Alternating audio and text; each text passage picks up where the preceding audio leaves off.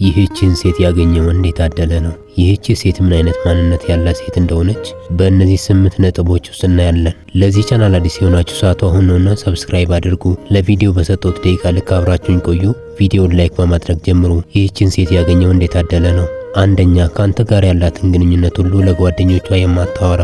አብዛኞቹ ሴቶች ከፍቅር ጓደኛቸው ጋር ያላቸውን ግንኙነት እያንዳንዱን ነገር ለልብ ጓደኞቻቸው ያወራሉ። ይህ ደግሞ በጣም አደገኛ ነው። ይህ ማለት የህይወታችሁን መሪ አሳልፋችሁ እንደመስጠት ነው። የአብዛኛው ፍቅር ማብቂያ ምክንያት የሆኑት ፍቅረኛሞቹ ሳይሆኑ ጓደኞቻቸው ናቸው። ለጓደኛ የሚወራ ነገር አለ፣ ደግሞ የማይወሩ ብዙ ነገሮች አሉ። የፍቅር ግንኙነቶች ፍጻሜ እስኪያገኙ ድረስ በጭራሽ ባይወሩ መልካም ነው። ምክንያቱም ግንኙነቱ በሁለቱ ፍቅረኛሞች መሃል ያለ ጉዳይ ስለሆነ በዚህ ጉዳይ ጓደኛን ማሳተፍ ከመልካም ጎኑ ጎጂ ጎኑ ይበልጣል። በዚያ ግንኙነት ደስተኛ ያልሆነ ጓደኛ ወይም በዚያ ግንኙነት የሚቀና ጓደኛ ከሆነ በመሃል ገብቶ ነገሩን ሊያበላሽ ይችላል። በተለይ ደግሞ ሴቶች ነገር ስራቸው ሁሉ የውድድር ስለሆነ ጉዳዩን ለማበላሸት ምንም ነገር ያደርጋሉ። አንዲት በፍቅር ውስጥ ያለች ሴት ሲንግል የሆነች ጓደኛ ካላት በፍጹም ስለ ፍቅር ጓደኛዋም ሆነ ስለ ግንኙነታቸው ማውራት የለባትም። ምንም አይነት ጫና ብታደርግባት እንኳን ስለ ፍቅር ግንኙነቷ ለዚህ ሲንግል ጓደኛዋ ማውራት የለባትም። ብዙ ያላገቡ ወይም ፍቅረኛ የሌላቸው ሴቶች ያገቡ ወንዶችን ወይም የጓደኞቻቸውን ፍቅረኛ የሚመኙና የሚያሳድዱ ናቸው። በመጨረሻም ክፉ ምክር ወይም የውሸት ወሬን በማውራት የሚለያዩ ናቸው። ብዙ ሰው ይህን ጉዳይ ያውቀዋል፣ ነገር ግን ትኩረት መስጠት አይፈልግም። አረ እኔ ጓደኛዬን አምናታለሁ፣ ከእርሷ የምደብቀው ነገር የለኝም እያሉ የነገ ህይወታቸውንና ብዙ የለፉበትን የፍቅር ህይወታቸውን በገዛ የልብ ጓደኛዬ በሚሏት ሴት ያጣሉ። ስለዚህ አስተዋይ ሴት የፍቅር ግንኙነቷን ምንም ያህል ጓደኛዋን ብትወዳት በፍጹም ሚስጥሯን አሳልፋ አትሰጥም። ታዲያችን ሴት ያገኘ ወንድ እድለኛ ነው። ሁለተኛ፣ በእያንዳንዱ አጋጣሚ አንተን ለመፈተን እቅድ የማታወጣ። ብዙ ሴቶች ለዓመታት የለፉበትንና ዋጋ የከፈሉበትን ግንኙነት የሚያጡት ወንዱን የማይሆን ፈተና ሲፈትኑ ነው። ይህ በራስ መተማመን ከማጣትና እምነት ከማጣት የተነሳ የሚያደርጉት ነው። እነዚህ ሴቶች ራሳቸውንም የማያምኑ ፍቅረኛቸውንም የማያምኑ ናቸው። ከዚህ የተነሳ በእያንዳንዱ አጋጣሚ ድርጊታቸው ሁሉ ፈተና ነው። ለምሳሌ በጓደኛዋ በኩል ፍቅረኛዋን መፈተን፣ እርሱ በማያውቀው ስልክ ደውሎ መፈተን፣ ሌላ ሴት ወደ እርሱ በመላክ መፈተን። ይህ ግን አግባብ አይደለም። ማንኛውም ሰው በዚህ መንገድ ሲፈተን ትክክል አይሆንም። ፈተና የሰይጣን ነው። ሰዎችን ለመፈተን በምትነሳሱበት ጊዜ ሰይጣን ራሱ አውቆ በመሃላችሁ አለመግባባትን ይፈጥራል። በትንሽዬ ፈተና ግንኙነታችሁ ይፈርሳል። ከዚህ ሁሉ መተማመንና ራስን ማመን ይሻላል። ማንም ሰው ፍጹም እንደሌለ በማወቅ አንደኛውን በትዕግስትና በፍቅር ማለፍ ይገባቸዋል። በነገራችን ላይ ሁሉ ሰው እርስ በርሱ ቢፈታተን አንዱም ሰው ጨዋ ወይም ጻድቅ አይሆንም። ይልቅስ መተማመን በራሱ ትልቅ አቅም አለው። ስለዚህ በእያንዳንዱ ፈተና ፍቅረኛዋን ወይም የፍቅር አጋሯን የማትፈትን ሴት ዋጋዋ አይታመንም። ይህችን ሴት ያገኘ ወንድ የታደለ ነው። ሶስተኛ፣ ካንተ ጋር ለመለወጥ የምትለፋ። ይህን ሐሳብ በሁለት አስደናቂ ምሳሌ ልንገራችሁ።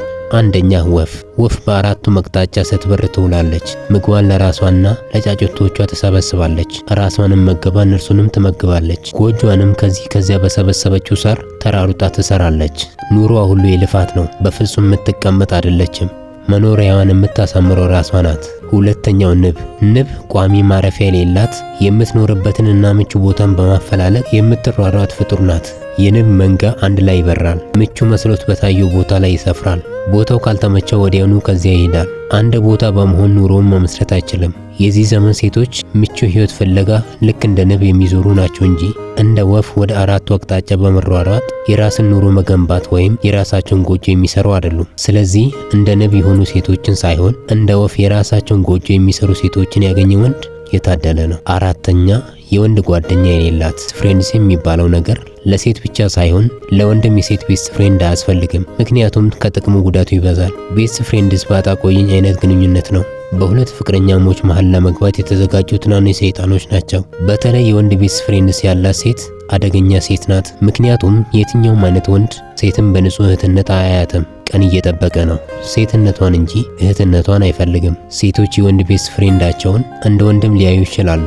ወንዶች ግን በፍጹም የትኛውንም አይነት ሴት እንደ ቤስት ፍሬንድ አያዩም። የጊዜ ጉዳይ እንጂ ወንድ ዋና ትኩረቱ ሴትነቷ ላይ ነው። ስለዚህ የወንድ ጓደኛ ያላትን ሴት ማግባትም ሆነ ፍቅረኛ ማድረግ በጣም የተሳሳተ ነው፣ አደገኛ ነው። ወንድሜ ብታገባት እንኳን መጨረሻው በፍቺ የሚጠናቀቅ ነው። የወንድ ጓደኛ ያላትን ሴት ወይ ጥላ ትሄዳለች ወይ አንተም ሰልችቶ ትፈታታለህ። ስለዚህ እግዚአብሔር ከወደደ የወንድ ጓደኛ የሌላትን ሴት ያገናኝሃል።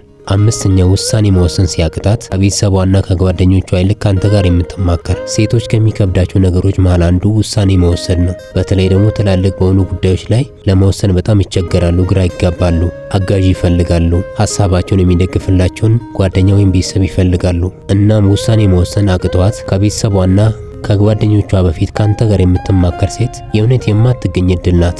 አብዛኛውን ጊዜ ሴቶች በውሳኔ ጉዳይ ቤተሰቦቻቸውንና ጓደኞቻቸውን ነው የሚያማክሩት። ነገር ግን ከቤተሰቧም ከጓደኞቿም አስቀድማ ካንተ ጋር የምትማከር ከሆነ ይቺ ሴት እውነትም ካንተ ጋር ዘላቂ የሆነ ግንኙነት ትፈልጋለች ማለት ነው። አስበው፣ በህይወቷ ውስጥ ትልቅ ቦታ ሰጥታለች። በውሳኔ ጉዳይ እንኳን እንድታግዛት ያንተ እርዳታ እየጠየቀች ነው። ስለዚህ ይቺ ሴት የምድር ዘላለሟን ካንተ ጋር ለማሳለፍ ፈልጋለች።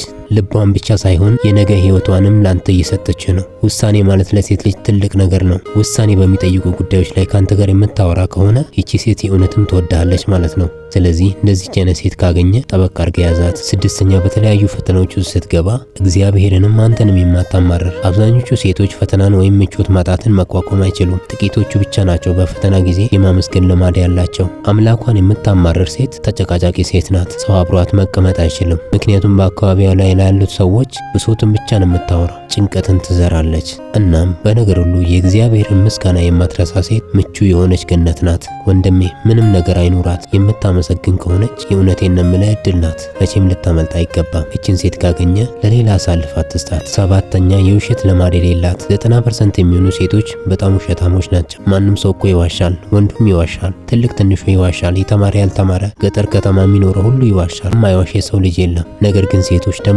በእጅጉ ይዋሻሉ። አብዛኞቹ ሴቶች የውሸት ሱስ አለባቸው። ካልዋሹ ደስ የማይላቸው ናቸው። ከጓደኞቻቸው ጋር በብዛት ውሸትን ነው የሚነጋገሩት። እውነት አያወሩም። ስለገዙት ልብስ፣ ስለበሉት ምግብ፣ ስለሚያደርጉት ስለ እያንዳንዱ ነገር ውሸት ጨምረውበት ነው የሚያወሩት። በተለይ በዚህ ዘመን ያሉ ሴቶች የውሸት ሱሰኛ ናቸው። እያንዳንዱ ነገር እውነት አያወሩም። ይህን ስል ቀድሜ እንዳልኩት ወንድ አይዋሽም ማለት አይደለም። ወንድም በደንብ ይዋሻል፣ ግን የሴትን ያህል አይደለም። ወንድ ቢዋሽ ያስታውቅበታል፣ አይኑ ላይ ያስታውቃል። ያንን ውሸት መደበቅ አይችልም። ሴቶች ግን እንደዛ አይደሉም። እውነት ያወሩ ውሸት ያወሩ በፍጹም አታውቅባቸውም። እውነትም ሲያወሩ ውሸትም ሲያወሩ የሰውነታቸው ሪአክሽን ተመሳሳይ ነው፣ አታውቅባቸውም። ስለዚህ በጣም ልትፈራቸው ይገባል። የምትዋሽ ሴት በምንም ጉዳይ በምንም አግባብ ካንተ ጋር የቁም ነገር ህይወትን መጀመር የለባትም። እናም የውሸት ልማድ የሌላትን ሴት ካገኘ ድለኛ ነህ። ስምንተኛ ማንነትህን ለመለወጥ የምትጥር ሳይሆን አንተን ለመቀበል የምትጥር። ለአንተ የእውነት ፍቅር ያላት ሴት አንተን ለመለወጥ አትጣጣርም። ይልቅስ አንተን ከነድካምህ ለመቀበል ዋጋ ትከፍላለች። የሚወዳችሁ ሰው ከነድካማችሁ ነው የሚቀበላችሁ እንጂ እናንተን ለመለወጥ ዋጋ አይከፍልም። አንዳንድ ሰዎች ለእነርሱ ምቾት እንድትሆኑ አድርጎ እናንተን መቀየር ይፈልጋል። እነርሱ እንደሚፈልጉት እንድትሆኑ ስለሚፈልጉ ብቻ የማትፈልጉትን ማንነት ይሰጣቸዋል። የማትፈልጉት ባህሪ እንዲኖራችሁ ያደርጋል። የማትፈልጉትን ልብስ እንድትለብሱ ያደርጋል። የማትፈልጉበት ቦታ እንድትውሉ ያደርጋቸዋል። ከማትፈልጉት አይነት ጓደኛ ጋር እንድትዛመዱ ያደርጋቸዋል። የማትፈልጉትን ትምህርት እንድትማሩ ያደርጋቸዋል። የማትፈልጉትንም ስራ እንድትሰሩ ያደርጓቸዋል። የሚወዳችሁ ሰው ግን ከነድካማችሁ፣ ከነጉድለታችሁ፣ ከነበጎ ያልሆነ ነገራችሁ ይቀበላቸዋል፣ ይሸከማቸዋል።